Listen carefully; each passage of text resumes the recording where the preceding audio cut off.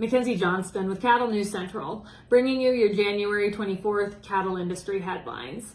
Brought to you by AgRisk Advisors. They provide risk management programs to livestock producers all throughout the West. Whether you are concerned about price or weather risk, AgRisk Advisors, they are here to help. With current day market fluctuations, there is nothing more important than locking in a price floor on your cattle. So if you would like to learn more about an LRP, go ahead and reach out to an advisor today. Also sponsored by Real Beef Made from Plants campaign. The creative folks over at American Beef Producer Magazine are now offering t-shirts, hats, and bumper stickers promoting our nutritious, wholesome beef product. If you'd like to check out what they have to offer, head on over to realbeef.store. Drovers has reported that according to an analysis published by University of Arkansas economists, price discovery in today's fed cattle market is functioning effectively in even the thinnest regional fed cattle markets. The University of Arkansas was asked by the U.S. Senate Ag Committee to provide an objective analysis of the Cattle Price Discovery and Transparency Act of 2021 prior to deliberations on the bill. So they threw this analysis together.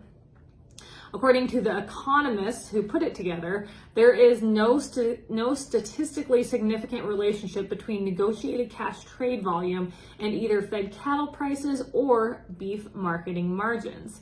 The results of the analysis suggest that AMAs do not allow beef packers to increase beef margins or lower cattle prices, which has been consistent with previous research.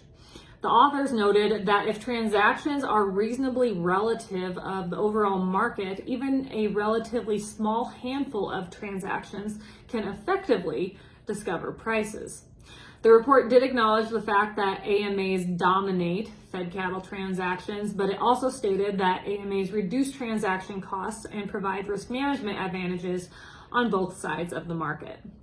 When it comes to those in the cattle industry that are concerned about AMAs contributing to the thinning of our cash negotiated trade and the packers exercising their power through these agreements, the economists claim that fed cattle market data from the last decade gives no indication of a positive causal relationship between negotiated trade volumes and fed cattle prices.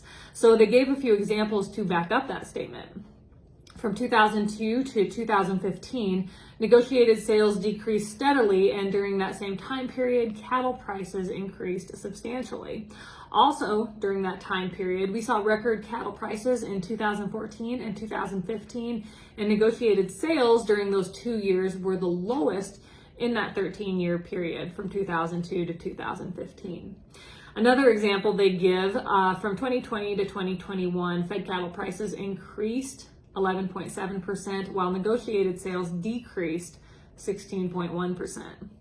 The report shows that AMAs result in substantial cost savings in the fed cattle market. So if the cattle price discovery, and Transparency Act reduces the use of AMAs, it will raise costs in the fed cattle sector. Any benefits from reducing the use of AMAs are generally speculative, and the evidence is lacking to prove that higher negotiated trade will positively impact prices, reduce marketing margins, or improve price discovery, according to the report. If the industry wants more cash market trades, the authors suggest a market maker program to incentivize negotiated cash sales through means of an assessment of AMA cattle. The analysis shows that this option would be preferable over a mandate. Taking this route instead of a mandate would leave marketing decisions up to cattle producers and increase negotiated sales while being far less costly and less disruptive to the market. This whole report is a complete sham, and it's very worrisome that the U.S. Senate Ag Committee is actually going to take this information and consider it as they move forward when it comes to legislation that will affect our industry. An absolute joke. Brownfield Ag News has reported that according to the most recent cattle on feed report that came out on Friday, which I'm sure many of you tuned into, there were more cattle placed into U.S. feedlots in December of 2021 than any other December on record. 1.96 million head replaced, which was 6% above last year. The majority of those cattle weighed less than 600 pounds. December marketings were 1.86 million head, up slightly from 2021, and the second highest December on record since the series began. The total number of cattle on feed in the U.S. as of January 1st was 12 million head, up 1% from a year ago. This is the second highest total inventory on record to start the year. I think the best way to sum up this bearish report is that it completely sucked. Talk about a blow. Drovers has reported that during their national convention in Atlanta a few weeks ago, the American Farm Bureau Federation, also known as AFBF, their delegates voted to revise their policy. The American Farm Bureau they still support robust negotiated sales, but delegates voted to oppose government mandatory minimums for negotiated purchases. According to their president, Zippy Duvall, the Federation appreciates the hard work that has been done on cattle industry issues and those that have worked hard on this bill, but they cannot support mandatory cash sales. Farm Bureau will continue to work with the sponsors of the bill and make revisions to ensure it aligns with the priorities outlined in their membership. So for any of you that might not remember, the Cattle Price Discovery and Transparency Act is sponsored by Deb Fisher here in Nebraska. She is a Republican, and Chuck Grassley back in Iowa, he is also a Republican, and there are 14 other senators who are co-sponsoring this bill, and they are from both sides of the aisle. Drovers has also reported that last week it was announced that ABS Global joined the Global Roundtable for Sustainable Beef, also known as GRSB. By joining GRSB, ABS will be in the company of Zoetis, NCBA, WWF, JBS, and many other large companies and organizations.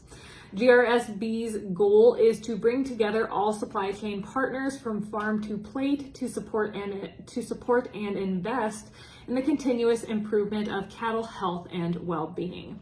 The organization plans to reduce net global warming impact of beef by 30% by 2030.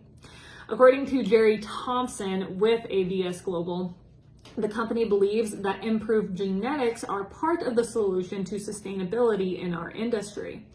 Just in the last 12 months, GRSB welcomed 87 new members, including the CME, the Chicago Mercantile Exchange, and ADM, Archer's Daniels Midland.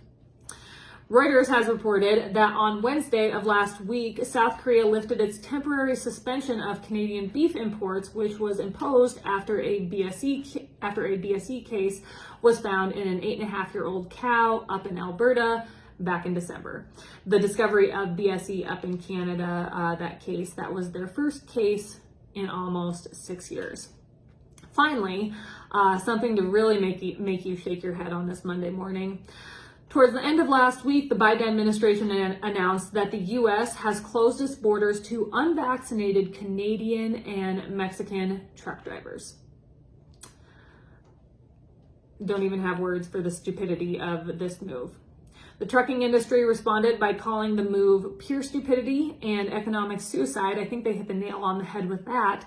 But supposedly, this decision will protect public health. I don't even have enough words for the stupidity of this administration. I'm sure a lot of you took in Biden's press conference last week, and it infuriates you, and it makes you wonder how such a man could be leading this country. And like the trucking industry talked about, economic suicide. How much further can they run our economy into the ground? That is all I have for you guys this morning. I hope you all had a great weekend. Have a wonderful Monday. I'll catch you later.